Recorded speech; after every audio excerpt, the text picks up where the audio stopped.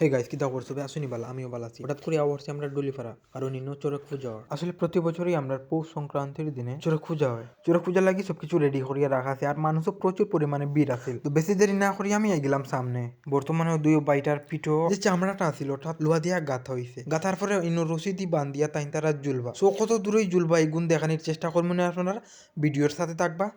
তো বর্তমানে টাইট করি বান্ধরা যান তাই তারা ফড়ি না যায় তো ফাইনালি স্টার্ট হয়ে গেল আসলে দেখতে অবাক লাগে যে তাই তারা সামরার মাঝে জুলরা ও মাই গড ভেরি ডেঞ্জারাস ওয়াও আর কত মানুষ আসুন তাই তারা প্রচুর পরিমাণে ড্রয়িং আর কেউ তো আসুন মাথা ঘুরাইয়াও ফড়ি যায় কিন্তু না ভাই সাহস রাখা লাগে ইনো কালিমার রাস্তা না আছে তো কালিমার নাম লইয়া গেলে কিচ্ছু হইতো না সো গিয়া এনজয় করবা আপনারা দেখবা সৎ মনে থাকবা কিচ্ছু হইতো না আগে তো মনে করেন একটু কম দরিয়া দরিয়া লটকানি হইতে আসলে এখন পুরা ছাড়ি দিছ এখন দেখতে পারা কত দূরে দূরে তাই তারা যেরা